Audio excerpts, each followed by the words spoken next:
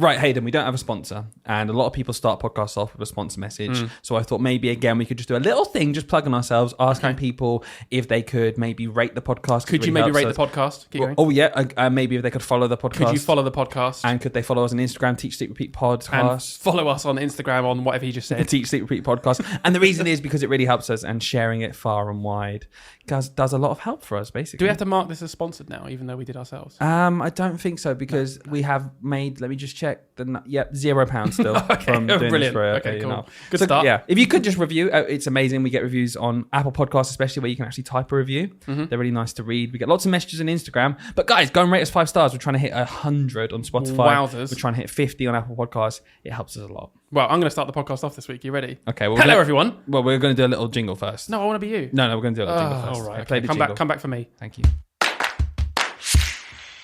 Hello, everyone, and welcome back to another episode of Teach, Sleep, Repeat. My name Dylan. is... I get one shot. Dylan. One shot at this. What's your name? My name's Hayden. Welcome back. Welcome back to another episode. Guys, it's good to have you. Hayden, how you doing? I'm all right. I've got another cold. You'll all be pleased to know. Oh my God, no one cares. No one cares. They do. They don't care. People have got a tracker of my colds. Do they? If you've listened to this podcast for more than 8 weeks, you'll know that I've had at least 8 colds. Oh, has Hayden got a cold? Well, I don't know. It's 50-50. Flip a coin, love. Do you know what? I'm sick of it, though. Oh, yeah. You're sick. You think you're sick of it? I'm the one with the cold. Yeah, you are literally sick of it. Yeah. What do you mean a cold anyway? Like, come on. You've got a bit of a bunged up nose. Is that what we're talking bunged up about? nose, sore throat, just groggy. Doing that thing where I wake up in the night because I think I can't breathe because I'm choking on my own spit. We all do that, right? Please, mate. Make sure everyone does that, right? It's not just me. Yeah. Okay. Yeah, thank you. Anyway, moving on. Because you never get a cold. Immediately. I don't. You actually don't, do you? You never get ill. Not at all. You work in a school, you never get ill. Yeah, well, it's because I worked in a school for a couple of years. All that got flushed out my system. That's My not how it immune works, system is went. it? My immune system went. Oh, I'll build up a barrier to this. I guess your immune system went on holiday. Oh yeah, that's what you teach the kids, is it? Wow, well done. Yeah, that's how your immune system works. Yeah, well, all colds are the same. Once you've had a few, you can't get any more. They're 8 years old, mate. They've got an excuse. Yeah. You're over 30 and you're going, I'm sniffly. My nose is got a little snot You sound like Homer Simpson when he's in a high voice. That's what I was going for. I wanted to give a shout out. Okay. Oh, okay. Do more. To Sean. Hello, Sean. You're listening. I love receiving messages. We receive messages genuine all the time. If you listen to our sponsor at the start, you know that already because you followed us on Instagram. But I love receiving messages. And there's this one message from Sean, again, out of the blue, just basically saying, oh my God, I came across your podcast. I love it. Sean's, she had a 21-year career in the NHS. Crikey. And now she's just spent this year retraining to become a teacher. And I just thought, my honest reaction there was, cool, 21-year career in NHS, becoming a teacher, you must be such a lovely person. Are you okay? I went down the route of you must be so nice, like service. Yeah. But yeah, she said, it can be stressful doing a PGCE, but the podcast, it reminds her why she's doing it, makes her feel good, gives her a laugh. And I thought, oh, well, that's bloody lovely. Can I give you a shout out? And she went, yeah, sure. And her name was something different. And I was like, oh, is that because you try? Oh, of course, because she said all the year 5 students were trying to find her in social media. Yeah, classic. So I did that Welcome classic to that thing world where you change the name. Oh, yeah. And just make it completely different. I know when my friends have become teachers, or I did back in the day, because their Facebook. name would change to something really obscure. Yeah, welcome to the world of teaching, where you can't actually make friends of anyone outside of the building because no one knows how to contact each other because everyone's changing with cryptic names. Or do what we do and open up a podcast which is open to the public and have thousands of people. Oh, we could do that. Tuning in. Yeah, it's like one or the other, really. Yeah, no one can find us though, can we? With masks on. Yeah, and we don't use our real name. And we don't release the video because we don't have to. It's a podcast. No, so it'd be silly, wouldn't we, to think, should we release the video as well? Because then people can really identify us. Yeah, that'd be mad. And we definitely would never say Dylan and Hayden. No, our names our actual names. Our names are actually Hayden Dylan. Idiots thing. Anyway, crazy. We're losing it. Yeah, we are losing it. I want to say a quick thing. Oh, listen to this on you Monday. said a quick thing. Yeah, because the thing is, if I don't push this podcast and push it forward as the leader, nothing happens. So we'll keep going. Okay. The leader. All right, leader. Come on. Apparently I heard you might be someone's favourite. I don't know. We'll come on to that in a minute. We're listening to this on Monday, which means one of two things has happened. Football has either come home or it hasn't. Yeah. Because the final has already happened. Of course. Yeah. So last night, let's do two takes. Ready? Okay. Yeah. Get in there! Football. Come on, Spain! I love football. We love Spain. No. We're not. Mate, I actually hate doing anything football with you. Honest to God. I hate football. Isn't football ridiculous? They all just dive to the floor so easily, and they're so pansies, and I'm not interested. Oh, tournament. Oh, I love football, me. I watch all the football. Hang on. If anyone was watching, you saw there was a genuine moment there. It doesn't often, we act a lot on this, as you can tell, because we're teachers. There was a genuine moment there. If you just saw Dylan's face, you could probably pause it at the moment where he really was annoyed. He really was a little bit annoyed at that. He's like, oh. Well, I don't know if anyone remembers last time where I was going through my top tips for the summer term. And Hayden completely trolled me every single time. I couldn't even get a word out edgeways, but I'm going, Look, you're so loud. My phone wants you to speak to Google. Yeah, well, Google. Hey, Google, can you turn Hayden off? Thank you. It's doing that now.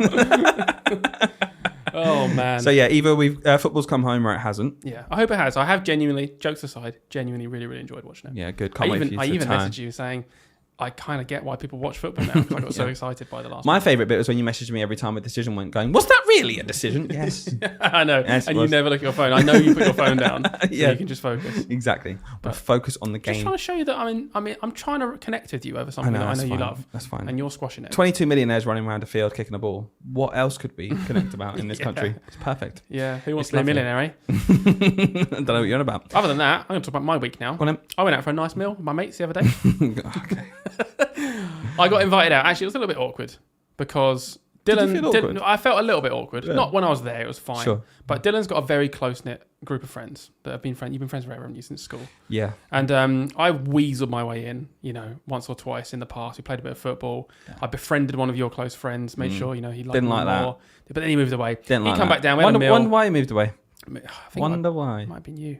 Not me. Yeah. Anyway, I got invited out to this meal, so I felt a little bit like, oh, it's just that close group of friends though, and me. So I did feel a little bit awkward, but everyone was very nice. Two worlds colliding. Don't know how people feel about this. A lot of people have this with like work and social life anyway in general. Family and friends. Yeah, just like, okay, well, that's my separate life. And people are very different around different sets of people as well, aren't they? Yeah. Like around my work colleagues, I'm obviously very different to around my friends. Do you do that thing? Because I do this, because you saw it earlier, literally. Do you do that thing where when you, depending on who you're speaking to, you absolutely completely change the way you speak? The words you use, the accent you put on. Yeah, everyone's got a phone voice. Yeah. Should we do a phone voice? Right, phone voice. I guess a phone voice, if you want to hear a phone voice, go to episode 1 of this podcast. Yeah, that's true. Hello, everybody, and welcome to an episode of Teach Secret. My name is Dylan. I hope you enjoyed the skit at the start of this episode. We're now going to do something serious, but not too serious. I'm going to edit out every breath in between the words so that it sounds completely perfect. Now, Hayden, why are teachers striking? Well, actually, Dylan, thank you for asking me that question.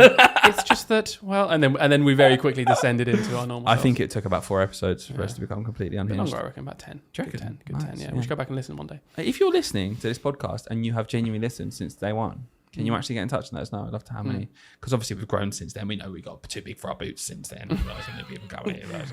If you're a day one-er, if you're a day one customer, let us know. Yeah, Dylan's got a cash prize. I do. Do you remember we did the whole thing about glue sticks for ages? We pretended there was a story about glue sticks, and we genuinely had message after message going, I can't wait for the glue stick story. There wasn't a glue stick story. We lost a lot of faithful customers over that. No, not at all. We did not deliver. I've got a quick story. Like the last government. Go on. Ooh, topical. This has just really made me laugh, and it's to do with curry. Okay, really random link here. We're in school and we were doing shapes. Link to the story I never finished. Carry on. Go on, what's the end of your story? In a nutshell, went out for a curry with his mates, and it was great. I'll leave it there. Okay, that's the end of it. There was more. So I was teaching shape to my year 4 class, and we were doing polygons, and we were just basically learning the definition of a polygon. And something again, like when I was a teacher and I started off, I'd kind of know that a polygon was just like a shape. I just said, it's a shape. And since then, obviously, you get to know a lot more because you're delivering the curriculum.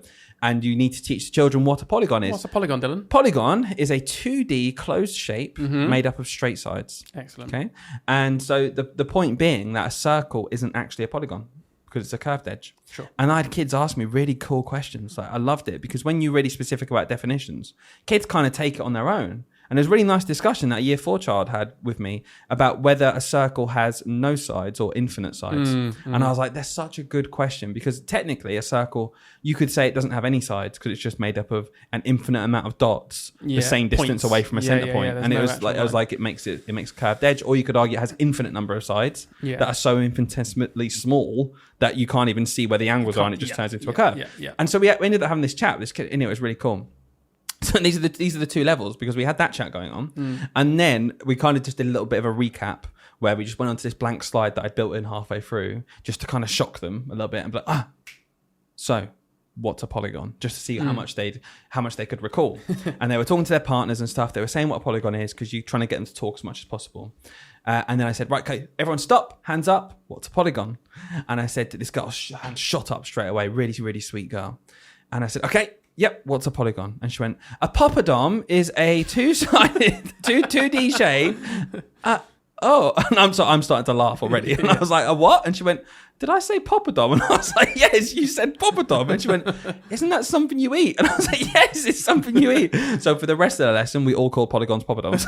I love that. But they'll remember that. I know. That links nicely to what we're going to talk about later about what makes a good teacher. But they'll like that because they will remember that now. I find a lot of kids with polygons. Sorry, poppadoms or with real polygons, right, not cool. poppadoms. They confuse them with the word regular. I don't know if you've ever noticed that. Yeah. Quite 100%. often just think it means like a normal looking shape. Yeah. And they say normal a lot instead of normal. regular. And they don't you're just introducing the definitions at this point, and you're just trying to make sure they're being really specific with their maths vocab.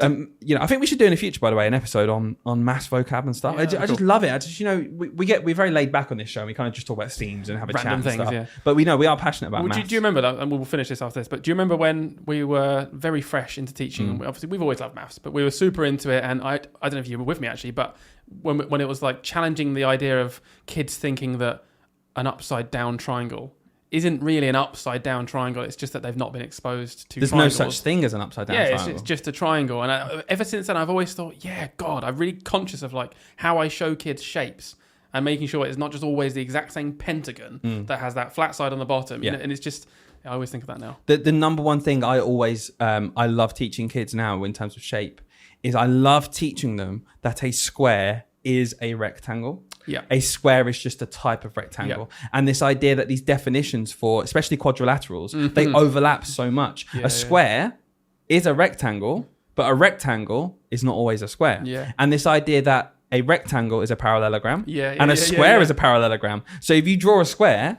you've actually drawn a parallelogram, a rectangle, and a square. There's just varying definitions that overlap. I always lose mine when I say there is also a type of parallelogram that is just called a parallelogram, though. Like we just call it a parallelogram. Do you know what I mean? What do you mean by that? Like, as in, so very specifically, the the slanted rectangle. The name for that is just parallelogram. And that's because it doesn't fit rectangle or square definitions. But that's very much like a normal triangle. It's like that isn't just that's a parallelogram as much as a square is a parallelogram. I know. The definition is simply just two pairs of parallel lines. But that's the one, when kids see when the word parallelogram is used and drawn, it's typically that classic one that looks like a rectangle that's been slanted. In the same way that it's like, a classic octagon, a classic pentagon. Exactly. But it is just as much of a parallelogram as the other ones. So the kids are always like, what? Yeah, I find that so interesting. And one of my favorite things we did in year 4, because that's when they learn about quadrilaterals really, is this tick box basically, where across the top you'd have parallelogram, rectangle, square, maybe like rhombus and kite or something like that. And you'd give them a shape and they ticked as many boxes as it fits. And that process of just, you can have more than one tick. And then looking at the definition and saying, well, does this fit with this right here? That's a really nice way of introducing the idea that actually it can be classified as more than one thing. And this shape you've drawn could just be a kite and nothing else. But it could also be, if you look at the definitions there, actually I can tick 3 boxes. And I love those lessons. And when you, other way around, when you challenge kids, like, okay, when you say to them, okay, what makes a square a square? And they go, all 4 sides are the same. Sure. And I'm like, okay, I'll draw a rhombus. Exactly. Yeah. Okay, that's a square then, is it? And then just really getting to think, hang on, actually, though, there are more definitions. There are parts of this I have to clarify. And being really specific with maths vocab is a huge thing. Honestly, the one thing I think off the top of my head very quickly is just volume. That's the number one thing I think of straight away when I say to people, actually, we need to be really specific with definitions, really consistent, and apply them across the school in the same way. If you say volume to a child, they'll think of picking up a TV remote. They think of sound. That's their real life experience. Of Lower your volume. They'll hit that sort of stuff. How many faces on this shape? Like, what? That's a face on my head. What do you mean? How many faces on this shape? So there's so many different contexts for words where we use them so specifically in maths, but not at all specifically in real life, where it's a completely different thing. Well, let's do a mathsy episode at some point. Ooh, Come back in the future if you like maths. If you don't like maths, just don't read the titles. Skip that one and leave us a review anyway.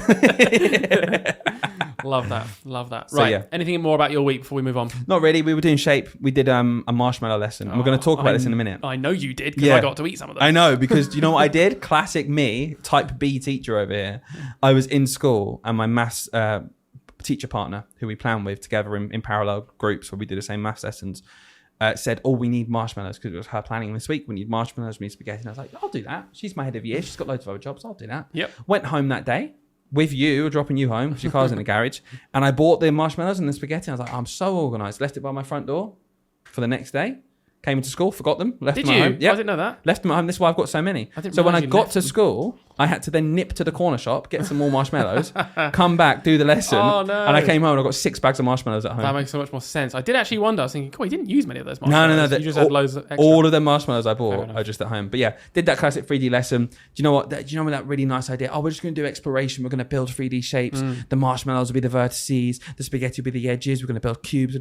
Absolute disaster. Yeah. Sticky everywhere. All Tables they ask ruined. is, can we eat them? All they wanted to do is eat them. They even said to me, they said, "Can I eat the marshmallows?" I went, "No, come on, we're just going to be dirty on the floor."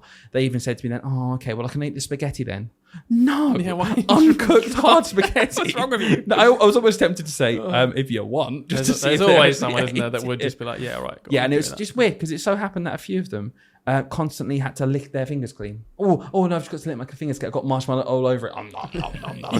Just trying to get marshmallow. You haven't even built a shape yet. Oh, it's just, don't worry about it. Don't worry about it, Mr. Price. Yeah, but yeah, it was a sweet lesson. It was nice, but it's one of those things where it sounds nicer than it actually is. Yeah, not very practical. Yeah, nice. Well, one more thing. Moving on to, I guess, a more serious thing. We can come back to it in a second. But I want to talk about SATs. In fact, let's do a jingle, shall we? And let's talk about SATs properly. If you're in year 6 or just in education, you know it's been SATs results day. I was going to say week. Good. SATs results day recently. So let's just have a bit of a reflection, I think. And then we'll talk about what makes an amazing teacher. Ooh. Right, Dylan. Hayden has just spent. I knew you were going to do this. Hayden has just spent. I knew you were going to do this. A whole 2 minutes, honestly, say to me, "Dylan, can you just start, please? I'm worried. I don't know what to do. You normally just come in quickly, and I actually quite like it. After all that big chat earlier." I even said, "Well, now you're going to take the mick out of me, aren't you? Because I've done this." He was like, "No, I won't. No, I won't."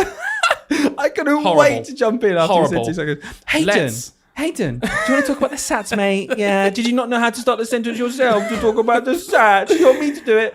Oh, come on then, little. Our brains are very different. Go on, little co-host. Our brains are very, very different. Go on then, my friend. I like to plan. Dylan is a very, very he likes to gaslight himself into thinking that not planning is a better way of doing stuff. Yeah, turn it into me. It's fine. It is. I'm turning it into you. Yeah. All right. How many of us can actually say hello and welcome? Oh, just one. How many of us can actually just go, let's talk SATs? I think it's just 1 out of 2. It's insane. How many of us spend an hour making a 2-minute reel when it would have taken 20 minutes if we just planned it? I don't know. I don't know. It would have taken longer. Check out our new reel on Instagram, baby. Yeah. Anyway. Okay. Hayden, did you want to talk about SATs, mate? Let's talk about SATs. Let's talk about SATs because last week, it will be last week if you're listening now, people across the country received their Key Stage 2 SATs results. Which has resulted in a lot of teachers across this country not feeling too good. Why might that be, Dylan? I don't know. I'm waiting for you to tell me this is your bit. I'm listening. Okay, this is my bit. Well, okay. In our school, wasn't a big deal made of it. We got our results. It was very much like a, well done, everybody. It's a team effort. It's a collaborative effort. This is the amalgamation of kids being in Key Stage 1 and 2, really. But this is their results at the end. Well done. Cool. Pat. It's a good thing to say when results don't go your way. It's Key Stage 1. It's Key Stage 1, by the way. Yeah. We're a junior school. Key Stage 1. When they go your way, it's suddenly... Year 6 teachers are bloody good, aren't they? Yeah. But you're right. But that's how it should be. Yeah, and every single year, cohorts are so different. And it's so easy to just get into your head, well, last year's cohort was this, so this year's cohort. And when you look at the national average, right, it's literally an average. And you'd be ridiculous to think every single year you could possibly have an above average cohort, no matter what happens. So people looking at this go, oh, well, the average was 72% for maths. And God, we got 60. We didn't, but let's just say we got 62%. Yeah. So you don't know your individual circumstances. You might be in a school where each child is worth 10% because you're in a small class. You might be in a school where literally that year you had children who struggle with maths. It doesn't matter how much of a teacher you are. If you want all the stats, Sophie B, who's come on this podcast a few times, Sophie Bartlett, she's wonderful. She does lots of work. She's my best friend. She is actually my best friend, but she is deemed as the... What you saved as in her phone? What am I saved as? I think I'm saved as my actual best friend. My actual best friend. My actual best friend. Yeah. And what you saved as in her phone? That Who Wants to Be a Millionaire guy. Who Wants to Be a Millionaire guy. Yeah. So says something, doesn't it? That was just my way of saying that we're saved in our phone. You know, Sophie B, the phone, SATs expert. SATs expert, SATs specialist. That's what I got an email from a random company. It wasn't random. It was LBQ. LBQ saying, Sophie, our SATs expert, which made her cringe. But no, she's great. She's released some really good stats out there. So do check them out if you're worried. She's an expert. She's an expert and my best friend. If you're listening, Sophie. Best friends for life. What was I saying? Anyway, so yeah, our school I think approached it correctly. Obviously, we care about the SATs because it is a measure of the school. Really, that is basically the point of the SATs. It's not really for the kids, is it? Come on, they get tested again in the start of secondary anyway. But I know just from being online and being in teacher groups and speaking to teachers that I know that it is not the same story, not the same feeling everywhere around the country. I even saw something online about someone saying that the head teacher literally hid themselves away and refused to release the SATs results to the teachers and said, you'll find out at the end of the year on the reports. And it's like, I've seen loads of stories like that where I'm like, really? Like you're making your teachers feel like crap, basically, for the results and making it so personal. And I've seen tons of this over the last week. Well, even worse than that, I've seen people who absolutely share it straight away. And, when SLT absolutely take it out on the staff if they have a bad set of results and just outright saying, oh my gosh, this is an awful set of results, and treating the staff badly as a result because you've done badly. Look, you were responsible for these results. And what I will just say to anyone out there experiencing that is that, firstly, I'm sorry that you're experiencing that. And secondly, if you're SLT putting that on your staff, you are absolutely just as much to blame, if not more, because if you have spent the whole year doing observations, doing learning walks in the way you should, if there was actually a problem with the learning and the teaching, it should have been flagged up earlier by you, because that's literally your job. And if there wasn't, then maybe it wasn't their fault. Maybe that cohort just performed less. Yeah. One thing I hate, and I know you hate this, and we've kind of alluded to this, well, I absolutely hate it, and it's totally pointless and irrelevant in every situation,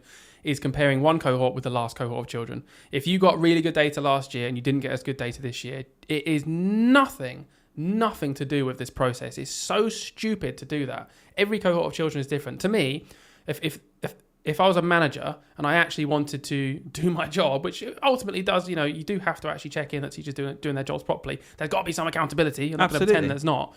But realistically, the only thing that should matter is the progress of the children, as in through their actual journey, not comparing them to other children. And most schools do use that as the barometer. Exactly, but that's all. That's all it should be. So I really, really do hate the whole comparing ourselves to national standards, comparing ourselves to previous cohorts, other schools. That's a classic one. Yeah. Oh, neighbouring school got better stats. It's like, okay. Yeah. Okay. It's weird, isn't it, when you get SATs results and it's like reading 65%, maths 68%, science 80%, writing 90%. Yeah. Isn't it really weird when the writing percentage is about 15, 20 percentage points up? Because I've always found if kids can't read, they really can write. Definitely. Yeah, I've seen that. Yeah, that's for anyone who doesn't know, can you explain quickly how those? I will do. Yeah, so obviously the actual SATs exams are externally marked and assessed, and that's just in reading. In reading for English, and maths and GPS in English as well. Whereas the writing is teacher assessed, so that what we're alluding, and science. So what we're alluding to here is the idea that schools could, if they wanted to, bodge their results a little bit in reading. And science. I would never. If they wanted to. Yeah, that would never happen. Never known at school to do that, have we, Dylan? No. For any context, absolutely not where we work. No, we're not. We just know a lot of people in teaching now. Yeah. But it does happen. Yeah. It happens around here. It happens across the whole And it's just laughable. It's laughable. You see on the piece of paper, 65% got reading. 85% got writing. It's like, that's a 20% mark. There are 20% of kids there which can't read at their expected level, but they can write, which we know is an extremely high level. Writing is consistently generally our lowest of the area because it's the most ridiculously hard one to achieve. That's the way it should be. Yeah, absolutely. So I don't know what's going on there. If you see those results, take it with a pinch of salt. Have a wobble. Don't let them, have one up on you. They probably made it up. Yeah, but you're exactly right, hitting it on the head. I've seen a lot of worried people, and it's bad management to me. It really is, because like I said, anything that's actually a problem with teaching and learning should have been flagged that way before. Yeah, exactly. So if there is a problem with that, then it would have already been an issue, should have already been intervened with. If as a SLT you're using now as the time to kind of reflect on that teaching as a surprise almost. Teaching was bad because the results were bad. What? Yeah. What? You just 8 months you've either not looked or you've looked and thought it was fine. So you were wrong. And there's nothing wrong with that. Like, there's nothing wrong with actually just admitting now, like on reflection. Sure. Oh, actually, maybe that was wrong. But don't put it on the staff as if it was all their fault. Yeah. It's like, if you're the SLT, it's your job to manage, and you didn't spot these things earlier on, then you just need to take it on the chin and be like, maybe that approach didn't work. Yeah. Guys, this didn't work. Next year, we're going to try something different. Yeah, be supportive and move on in that way. It's a collaborative effort. Definitely. Well, Hayden, I'm glad you introduced this section so well. Thank you. You got that off your chest now if you wanted to do about SATs? Yeah, pretty much. I just feel sorry for people. So if you feel a bit rubbish, I'm sorry. and get in touch. And if you feel bad, I know it helps. Leaving us a 5-star review. That really does help. It really does. Because, guys, we've got SLT down our back. Oh, not got enough 5-star reviews. So if you could just whack us a 5-star review on any platform, we'd be really grateful. That is good. You're getting good at this. I know. You are getting good it's at like this. 2 or 3 times now in the podcast. I reckon we can fit one more in. Yeah, okay. Should we have a chat now about what makes an amazing teacher? Right after you've left us a 5-star review. Done it. All right, Hayden, I wanted to chat about what makes an amazing teacher. Because what's the I'm just, you led this bit and I'm grateful. Okay, very good. Thank you. So I was looking back actually at our old episodes and episodes that are banked and got lots of plays and people have found useful. And also ones where I've had people message us saying, oh my gosh, that was so good. One of the most recent ones we did was top 8 tips for new teachers, things we wish we knew earlier. Yep. Loads of messages about that saying how helpful it was. People in their PGCE year who were looking for a podcast to help, they found that really useful. And I thought, okay, cool. Well, a lot of the help podcasts and how to get better at your profession, and they're the ones that seem to do well for us. So I thought, okay, well, let's think about then. Let's literally cut down to the chase because we're teachers. We want to be really good teachers. Yeah, that's obviously why we're doing it. Everyone wants to be a good teacher, and I just thought, okay, well, what makes not even just a good teacher? What makes an amazing teacher? And I want to hark back to when we were at school because I know you and I have talked a million times about how we had a really positive time at school. We loved big question. School. Think back just to teachers that you remember, even just ones you remember now. Someone comes to mind straight away. Do you have one? Like that? Yeah. So for you, thinking of what was an amazing teacher, just for your experience as a child, taking away all the fact you're a teacher now and you know what has to go into it. Yeah. What was that person and who were they and why were they amazing? First of all, I just want to say I had a great string of teachers. I was really, really fortunate. Lovely, lovely, lovely teachers. But the one that jumps out the most, can I name people? Yeah, name them, absolutely. So she had 2 names because she got married. I had her twice, year 3 and then year 4. She had 2 names because she was an international spy. Yeah, it wasn't remotely to do with teaching. Hello, I'm Guy Incognito. She was. Wow, I love you. She was Miss Dunthorne to me in year 3. And then got married and came back as Mrs. Plankin for year 4. Mrs. Plankin. Sorry, you said Plankton from SpongeBob. I'm so sorry. Taking the mick out of her name, honestly. No, not at all. I'm sorry, Mrs. Plankton, for my disrespectful. You just said Miss Plankton. Yeah, Mrs. Plankton. Oh, it's Plankton, isn't it? No, Mrs. Plankin. Mrs. Plankton. Yeah, which one is it? I forgot. Name made me doubt it. Plankin. Right, I thought you said Plankton. You said Plankton. And then you started saying Plankton. Oh, gosh. Did you manage to get the Krusty Krab recipe? Yes, we did. Krusty Krabs, SpongeBob. Okay. Anyway, so she was absolutely amazing, and is the teacher that comes to mind when I think of favourite teacher. Sure. Back in the day at primary school, early memories. Yeah. Why?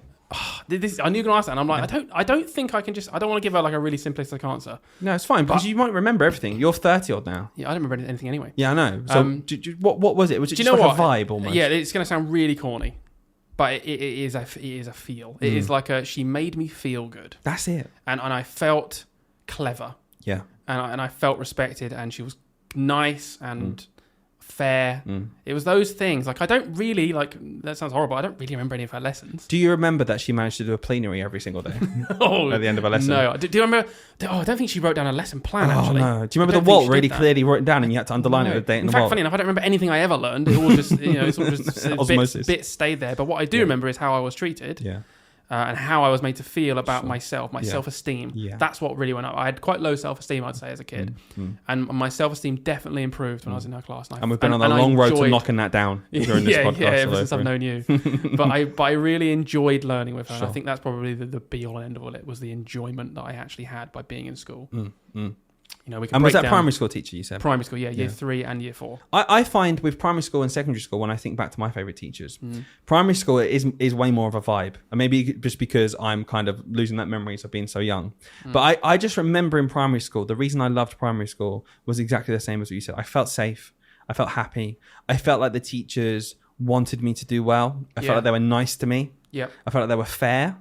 And all of these things, I don't actually physically remember sat there thinking, wow, what a fantastic route of teaching maths to me you have. Oh, whoa, these stats about Anne Boleyn have really stuck in my head. I remember just thinking, in this environment where I have to spend every day, I did feel loved, I did feel appreciated, and I felt safe. And that was the number one thing. And I remember the little quirks, like getting to move around, just sitting somewhere else, stupid little things like that. I remember thinking, this is great. I get to do some colouring because I really want to colour in this thing rather than I've done the writing. I remember those little bits, like that you enjoy them a lot more than what you imagine as a teacher right now. Like, I didn't sit there and going, I'm so pleased that my teacher kept us in rows today so that we had a more efficient way of looking at the board and learning with each other. Yeah. It's like you don't value that as a kid, even if you value it as a teacher because you're thinking, they will learn better in this.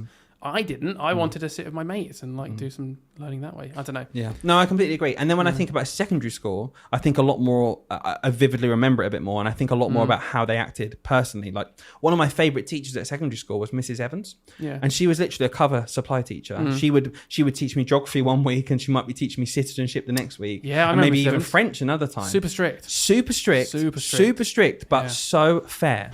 And so nice and lovely. And I think we'll talk about this, touch on this a bit later on, about how you can absolutely be strict and be an amazing teacher. And I remember when I had her, I was like, cool, I know the boundaries. I know what I've got to do, and I'm going to do them. And if someone else doesn't, well, that's their own fault. And she's going to make sure it's fair. I struggled with her as someone who wanted to break the boundaries and be stupid all the time. It's like, it makes sense. Like you're obviously better behaved. Exactly. But you might have needed that because I've heard stories from you in secondary school when you were just an absolute knob, basically. And it was like, you needed someone just to be like, no, actually, no, you can't just stand on the table and shout. You got to do something else. And I had Mrs. Snaden, Mr. Pugh. They sparked my love for history. Miss Van Gelder in maths. Like I loved maths and she loved the maths. And that kind of that just flew off. I had her every single year all the way through school. Just happened to have her. And those like relationships helped me foster a love for certain subjects. But thinking back to primary school then, because obviously we're fundamentally for primary school, and I know it applies to higher education, and which, by the way, we had in a review recently on Apple Podcasts, which is really useful if anyone wants to do that. So it's about how she's in higher ed. Wow. And it's very useful. That's good. So going back to that kind of that idea of a vibe as a person going through school, I think it's really important that we make sure children feel safe and enjoy school. I think that's number one. Yeah. And if we're thinking about how to be an amazing teacher, that is honestly right up there on a pedestal with them actually learning things. I want them to learn things, I want them to feel safe, and I want them to be happy. And I would argue they're the three things that actually they drive every single thing I do every day. Okay. So thinking about who your favorite teacher was and thinking about my favorite teachers, I suppose the next thing to talk about would be, as a teacher, have you taken inspiration from them? Do they inspire how you teach yourself? Or is it simply just, well, that was nice, but I'm going to do it my own way? 100%. Absolutely. It definitely inspired the way I teach. Because I do, whether if it's subliminal or not, I definitely think about why did I like school? What was it that made me like school? And a lot of it was that enjoyment. So I definitely take inspiration from those people that I actually enjoyed learning from. And equally inspiration from the people I didn't enjoy learning from, because I think, right, I don't want to do that. Because kids like me, I didn't enjoy that, and I actually didn't learn much from certain teachers because of their teaching style or whatever it was. So yeah, definitely had a massive impact. But the problem, I guess my question is, that I don't know the answer to really, but is, do you think the system as it currently is right now, whatever the system is, I'm just talking about everything involved in how you can be a teacher right now, do you think it allows you to be like that teacher that you remember? Do you think it's changed? Do we just have rose-tinted glasses because we weren't teachers back then? We were just on the receiving end. Do you think essentially? Sorry, and I'm mumbling on here, but do you think the current system it allows you to be the teacher that you really, really, really want to be? Yeah, I think so, because I'm more experienced now and I know what the end goal is. I think you need to know what the end goal is. You need to know what the end goal is in terms of where the children need to get to. And I think in the first 1, 2, 3 years of my career, I was very scared about being judged, very scared about people picking me up and stuff. And because that's not the way we do it here, but now I feel way more confident in saying, okay, well, it's the way I do it. And I know children are going to make progress and be happy. Yeah. So maybe we can go through now, what actually makes an amazing teacher, and then trying to think about how it fits in the discussion. Okay. So in terms of, if you were talking to someone who's just finished their training or is maybe thinking about getting into teaching, or even a couple of years in the job, and they just think, do you know what? I don't feel like I'm quite there. I feel like I'm quite good. I want to be an amazing teacher. I want to be someone who inspires kids.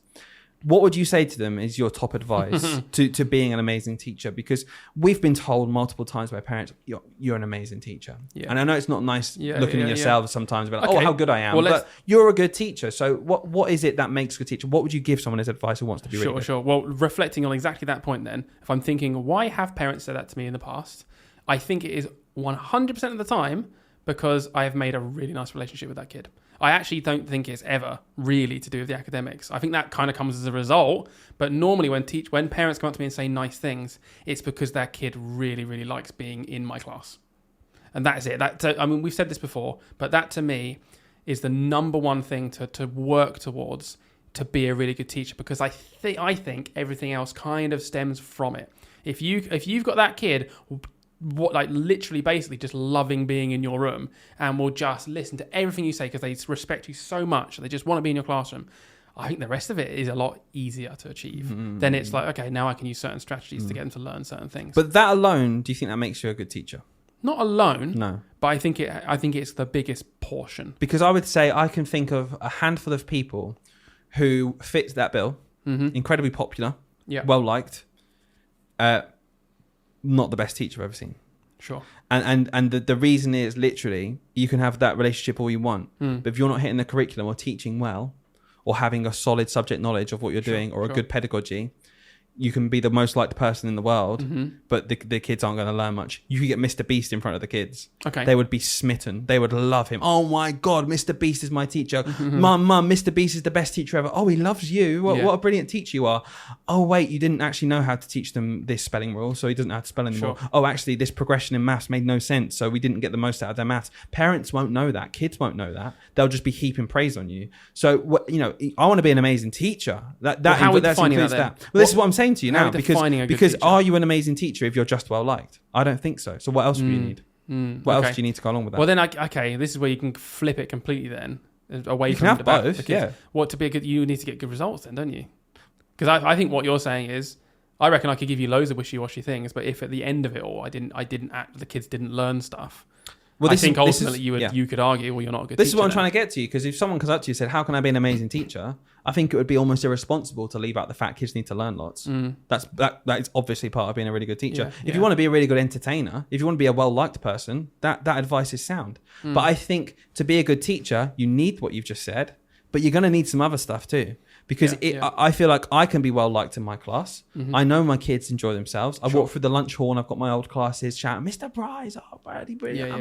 Yeah. No, you're right. You're right. But does it make me a good teacher on its own? No. Do you know why I feel like I'm a good teacher? Because they learn lots as well. I think it's the catalyst. Let's frame it as that. Yeah. I think being that approachable, friendly person, someone that kids want to be around, like you've got a personality that just attracts people and they just want to be around you and listen to you. I think that is like the catalyst. And now you need the skills, right? You need the skill set. For me, the next thing, I think, would probably be good pedagogy. So for anyone listening that isn't in this world, pedagogy is basically just understanding of like teaching practice. So which embodies a lot of child psychology comes into teaching pedagogy. So I think a really good understanding is all the stuff you learn at university, to be honest with you, and you do pick up more afterwards. A really good understanding of how brains work, how kids' brains work, how people learn and remember things, ways to navigate the brain to help people memorize stuff. All of those things about teaching. I think you need to have a good understanding of that as well.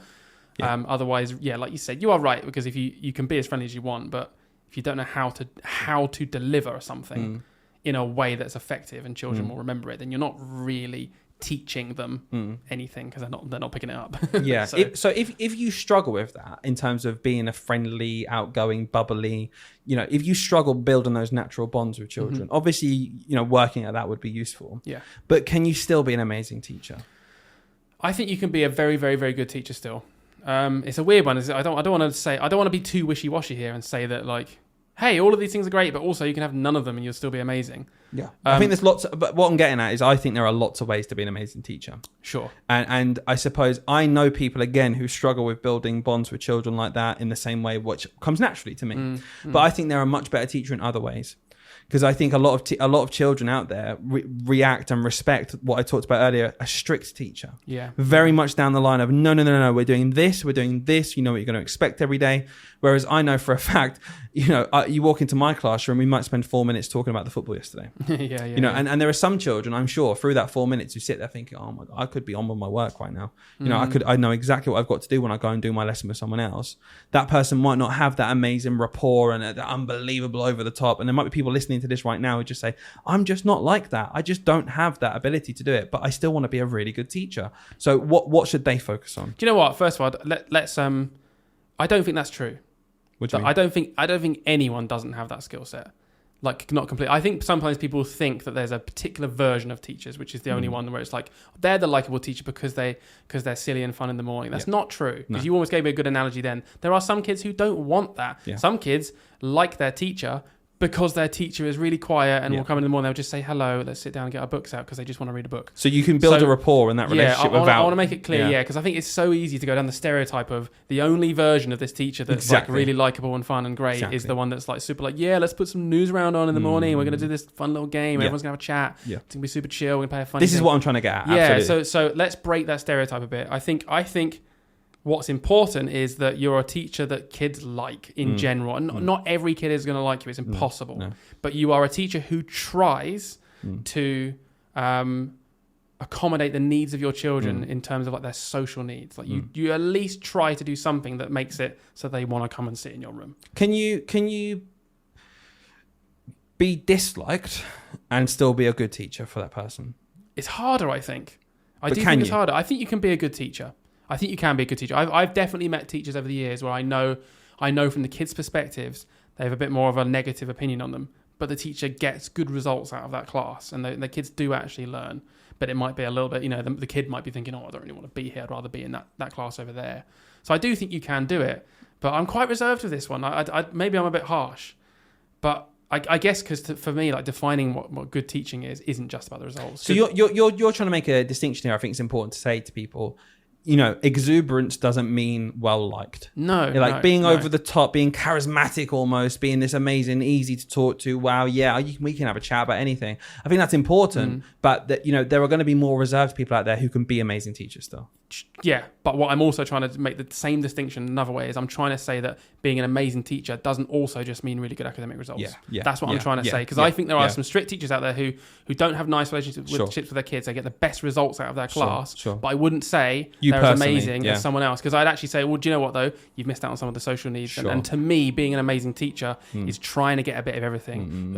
Obviously good academic results, but also the kids want to talk to you about their real life, and they want to share their problems with you. Like that to me is like, now you're an amazing teacher. So that, I guess that's the distinction I'm trying to make. In my head, you're saying to me, are you still an amazing teacher if you get really good results out of kids, but you don't fulfill a lot of their social needs? Right. I'd say no, not really. I think you're fulfilling the role of the teacher from the academic point of view really, really, really well. But in my books, I put people on a pedestal whose kids want to be in their class more more time holistic and approach. get good results. Yeah. Like that to me is an amazing teacher. So that's what I want to clarify. Yeah. Okay, cool. A big thing when people talk to me, especially when they're early in their career, they're very worried about, and I think it's legitimate. I want to know where you stand on this. Again, the context of wanting to be really good at their job, they're very worried about this, is their subject knowledge. So there's this, as primary school teachers, we teach all of the subjects. Yeah. Whether in year 4, let's say there's someone going into year 4 classroom or year 3, how much do you need to know to be a good teacher? Because, they're going to end up in year 6. It's very beneficial knowing what they need to do in the future because of that progression you're learning. It's for someone who's worried and thinking, okay, again, I want to be an amazing teacher, Hayden. How can I do that? Where should my subject knowledge be? What is the baseline for you where everyone should be, and what should we work towards as well? Okay, so core curriculum knowledge is like the absolute baseline. So maths and English, right? For the year group or further? I personally think up to the end of your key stage. Right. Realistically. So if you're in key stage 1, I don't think it's great if you know all the way up to key stage 2, key stage 3, whatever. But I think as long as you have a bit of a macro understanding of where those two subjects. So you're in year 2, you should probably know year 3. Yeah. Yeah, even though it's the the year next 3 key stage. Yeah, I know, but you should. Yeah, realistically, I guess. Okay, think of another year ahead. Because we're talking about an amazing teacher now, not just a good teacher. An amazing teacher knows that journey, I think, of the kids. I've learned that from experience personally over the years. The more I've had experience with different year groups, the more it has impacted how well I will teach in a lower down year group. Because I think actually I've got a much better understanding of the end goal now for the key stage, and it will definitely change the way I teach something. So I do think an amazing teacher has a good subject knowledge in maths and English of their whole key stage, preferably up to key stage 2 if we're talking primary school teachers here. I think that's a good baseline to have. However, knowledge-based stuff, I just don't think it matters really. When I say maths and English, even knowledge in maths and English, like it's important. But if you can Google it quite quickly, and if you can, I wouldn't be annoyed if a teacher forgot what a determiner was for a few minutes and then looked it up and was like, if they weren't teaching it. If they weren't in the middle of a lesson, obviously. Yeah. I wouldn't be like, oh yeah, but I think like the pedagogy, coming back to that, I suppose that's not really subject knowledge, is it? But knowing how to teach maths really well Yeah, it requires you have a good vocab understanding. Yeah, It requires you know where you're going. Yeah, so it's quite a hard bit to different. teach something really well without having that journey yourself mapped out in your head. Yeah. And what I always say to people is, if we're expecting an 8-year-old to go through this journey, through this module, absolutely, as the professional in the room, we should have mastered that. We should understand that completely. Great example of that. It's a classic one. Everyone starts with this in teaching. Is and you can tell when someone's not teaching because they don't always know this. Is teaching kids how to multiply by 10. Sure. Really, really classic thing of if you have a good subject knowledge, you'll know how to do it. And I think a lot of people have good subject knowledge. I think you can ask a lot of adults how to times by 10. They'll know what to do. They know, okay, you'll put a 0 on the end. Good knowledge of like the concept would be knowing that teaching children to put a 0 on the end of a number is a really, really, really bad way to teach them how to times by 10, and we should be showing them how numbers intrinsically work in place value and all this sort of stuff. So I guess that the distinction I'm trying to make there is you could have a good subject knowledge and know that, in year 4, children learn how to times by 10. But that alone... When it comes to working with decimals, the reason we teach it in a certain way in year 4 might not seem obvious, or year 3, but we know in the long term, because we have a mapped out understanding of that all the way through the key stage, actually that's why we do it, because when it comes down the road to year 5, year 6, something will click much quicker if we have that really good understanding. So an amazing teacher will have good subject knowledge, but also a good understanding of how to teach it as well. You know, they might know that 0.7 times by 10 is 7. Cool, they've got the subject knowledge. But do you know how to actually effectively teach that to a kid so that they can answer other questions as well? That's like a whole different ballgame to me. And that it keeps coming back to that pedagogy, that understanding of how to teach concepts to kids properly. Yeah, okay. I've got maybe a controversial question here. Can an ECT be an excellent teacher?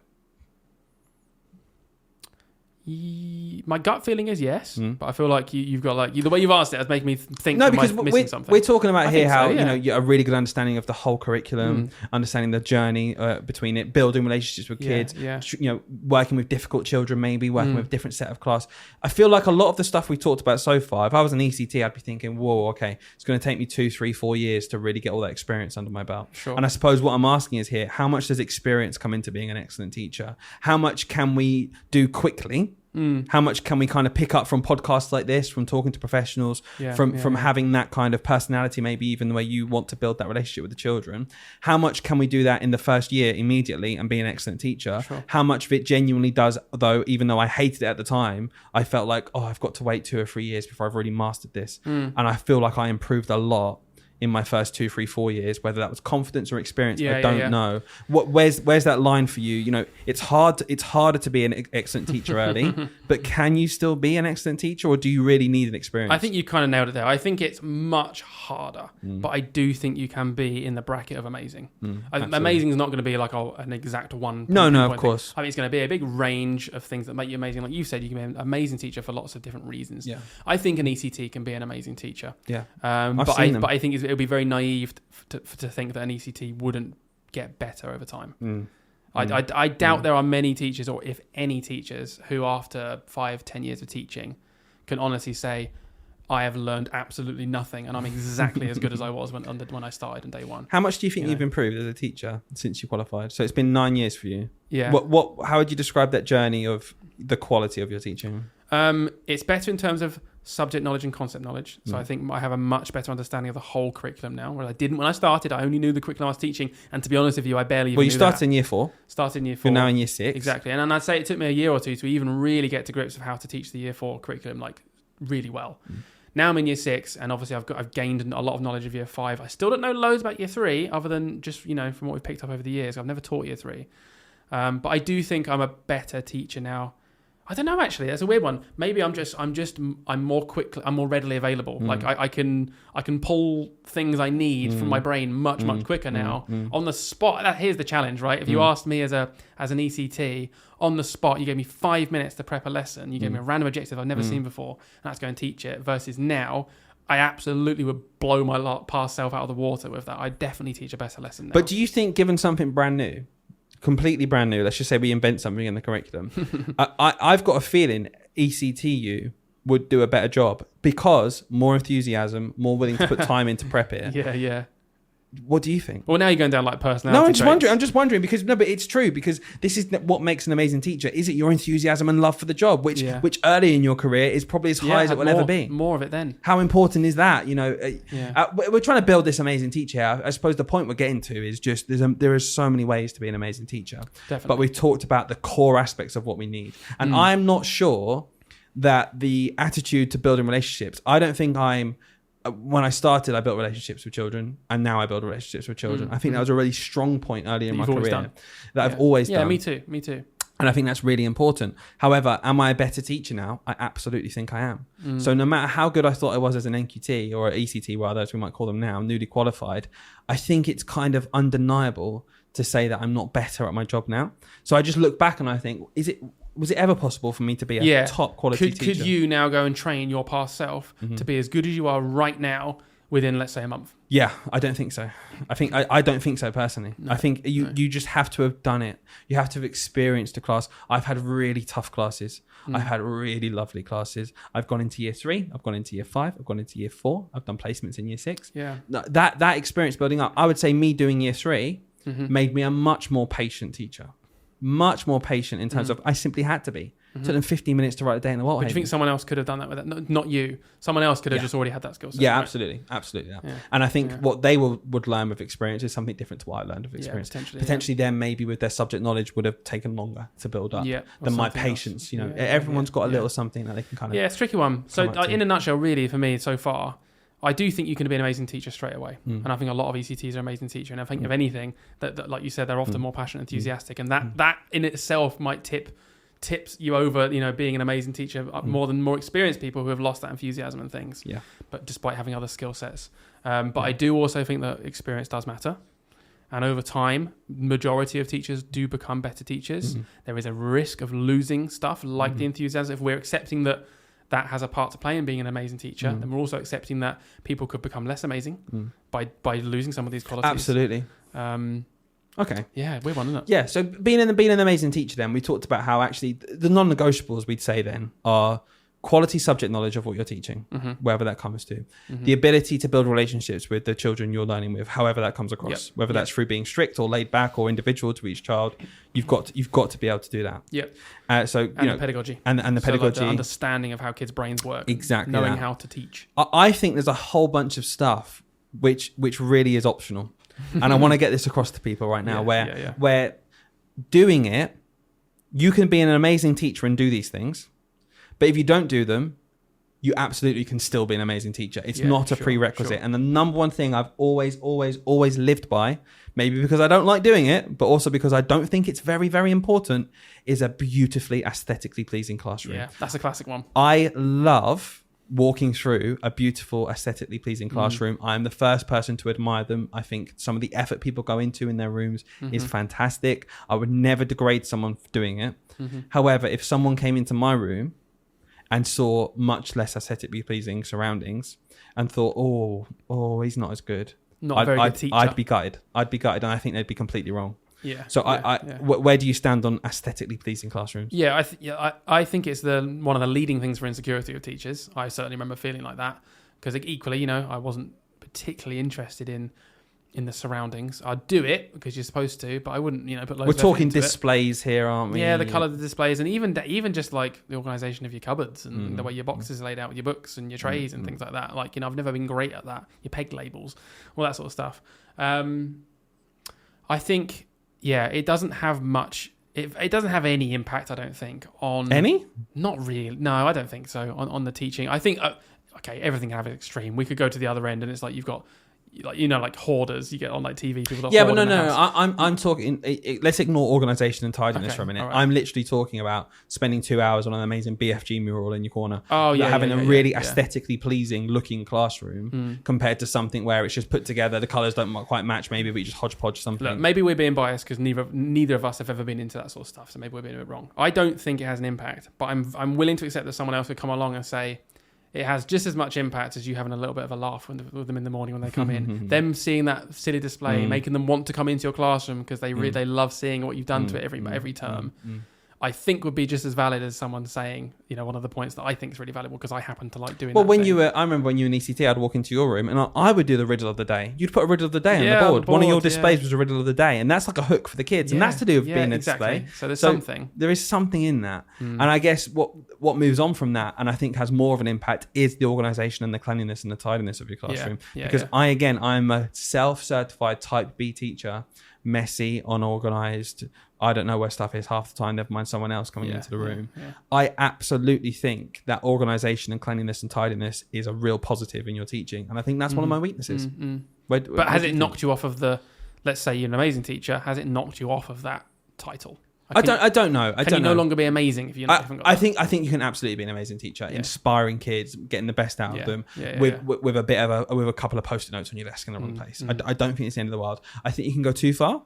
Like I've had points before, genuinely, where I didn't know where my whiteboard pen was. And I'm in the middle of teaching because I just put it down somewhere and I'm a bit scatty. I've gone to help some kids. That's I want to help them out. Oh God, where's the? I can't see anything because I got all these sheets from yesterday here and they're underneath there. So there's been points where like it would have obviously been better if I was a bit more organised. But again, I don't think those core tenets of how to be an amazing teacher, I think they shine through much more strongly than oh my God, I've got a pile of papers on my desk. Oh! I agree. I'm imagining almost like a pie chart right now, like what the ingredients to being an amazing teacher. You don't need all of them. No. You don't need all of them. You need like 3/4 of them or whatever to be an amazing teacher.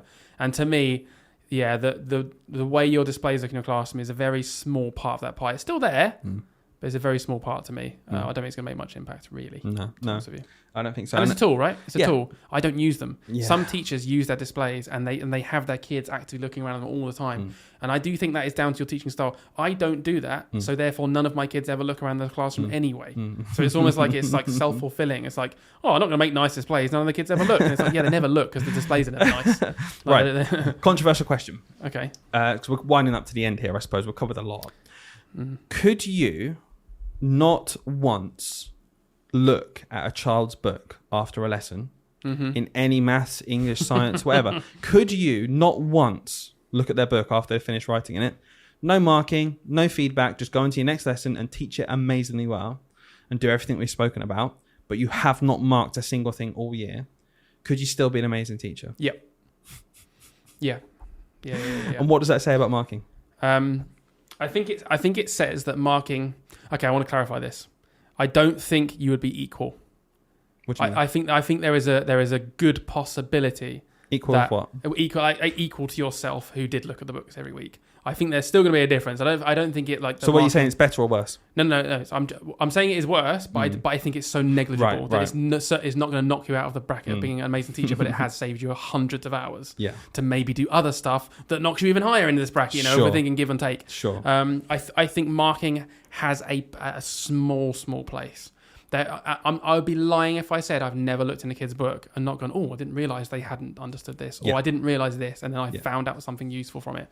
But I'd also be lying if I said that happened more than 1% of the time. Because that's the biggest argument I've honestly not really got much of a comeback to. So I'd like to hear what you say to people who do say, okay, it's all well and good not marking. It's lovely. Oh, it gets you some likes on social media and people love saying don't mark. But how on earth do you know what your kids can and can't do? Because we do assessments across the year. If you started saying to me, and we don't do assessments, then I'd be thinking, okay, there's got to be something here. So you think a summative assessment 3 times a year is adequate to know that your child can't do something? Because I do think I know most of it just in the lessons anyway. So that's a big thing then. So that's the point. You're assessing them during the lesson as we go. What I'm trying to say is the things that you might miss in the books, I think I'd pick up most of them in one of the 3 assessments I do across the year, and which basically counteracts the need to mark. Do you know what I mean? Yeah. So you're saying you're doing your assessment every day. You're just not picking up a book at the end. Yeah, exactly. I'm doing my assessment. I'm spending 6 hours a day with these kids. Yeah. A day.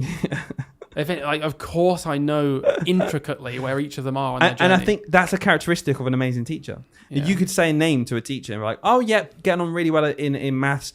Did struggle with column method and exchanging. Found that quite tricky.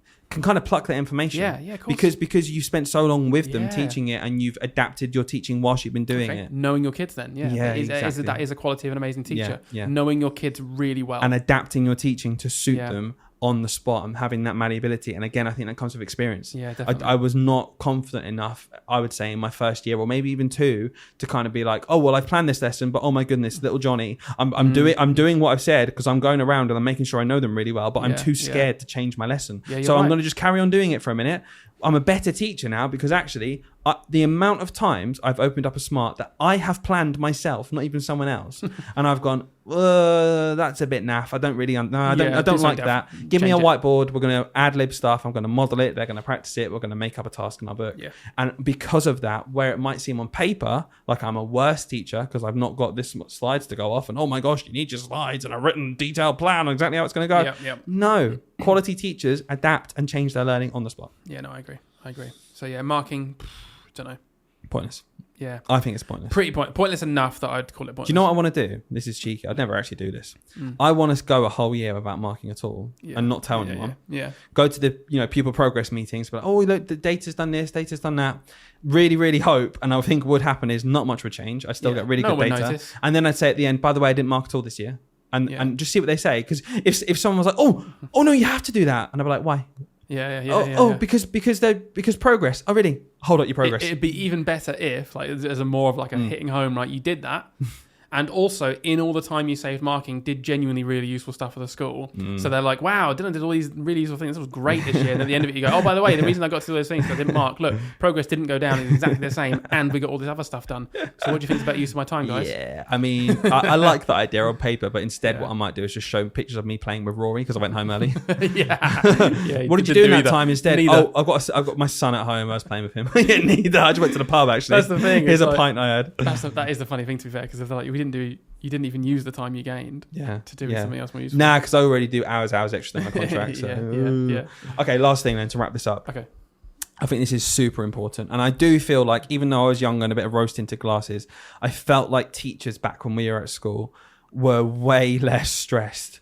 And from what I've spoken to more experienced teachers now who've been teaching 30, 40 years, they just say the job now is incomparable to when they started off in terms of the amount expected from you. So I genuinely think, and I'd have this to anyone listening who wants to be an amazing teacher, it has to start with getting your own stuff in order, getting yourself in a good place, self-care, looking after yourself. Absolutely. Because I think if you don't fix that, and if you're in a bad place and you're stressed, that is always going to translate to your job. This is a hard job, guys. Like, we know it's hard. And people training who've got in touch with me say training's hard. And I say to them, training is probably the toughest bit, because you've got to do everything and train and write essays and do all this kind of stuff. So getting through your training and ECT, honestly, is so, so tricky, but it does get easier. And a big, big thing that helped me, I kept my personal things. We said it a million times, but I kept going to football. I went out with my friends at the weekend. I did something for me. And I would honestly say most teachers I look at who are going through a rough patch and maybe don't feel like they're doing as well as they can do, it's almost always because actually they've not got things sorted as well at home and with their own life. So I think self-care is so important to being a good teacher. It might not be the obvious thing, but looking after yourself, oh my God, it's the stepping stone, it's the foundation to actually being an excellent teacher. And that difference between stress and tiredness. Because I think, going back to analogy, I reckon teachers 30, 40 years ago were probably just as tired as we are. Just as tired. But I do think the stress has gone up. I think all the accountability and Ofsted and whatever SLT, whatever we want to put it down to, I do think the stress has gone up. So look after the stress. It's okay to be tired. It's a knackering job. It's also extremely rewarding. But if you're feeling really stressed about it, you got to do something about it. You got to protect your personal time. And like we've always said, our advice to people has always been, just go and talk to someone. Just try. You can't. A lot of people don't even bother talking to SLT because they think, oh, I won't be out. They're not going to say anything. Well, at least try to talk to SLT. Say, here's my problem.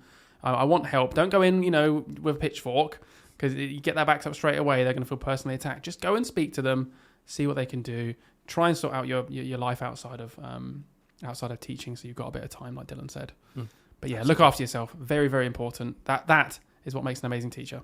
It is. So, yeah, guys, thanks for listening. That was our kind of roundup there. How to be an amazing teacher. If we missed anything, if you think, no, you need to have this, guys, do you know what? You can get in touch with us. You can follow our Instagram at Teach, Sleep, Repeat Podcast. We'll put a link in the description. And I don't think we've asked you yet, could you please leave us a review? It really, really helps us, guys. We love reading those reviews. We love seeing those numbers tick up. So if you've got a spare couple of minutes. And you want to win that cash prize. I don't know. There's a cash prize. I like that, Hayden, because I think throughout the episode, we got a bit more serious and I felt less and less like I wanted to kill you. So I know. Did you vote Labour? Guess what, guys? It's either come home or it's not coming home. I don't know which one it is. Know. Maybe that can be the poll. Did it come home? Yeah. Yes or no? We would never know because we live in the past. We're Exactly. trapped in this moment in the past. It's currently Friday. I mean, whenever you listen to this. oh my God, could you believe that header by Harry Kane to win the my Euros? days. That was amazing, wasn't Now do it? another version. Oh gosh, can you believe that young 16-year-old who's now 17 because his birthday's on Saturday, which has already happened, who scored that amazing goal for Spain? And Harry Kane missed that header that would have won. Jeez, unlucky boys. Unlucky. Shame. Or well done, Well boys, done. for winning the trophy. Well done. Delete as appropriate. Guys, we'll see you next time. See ya.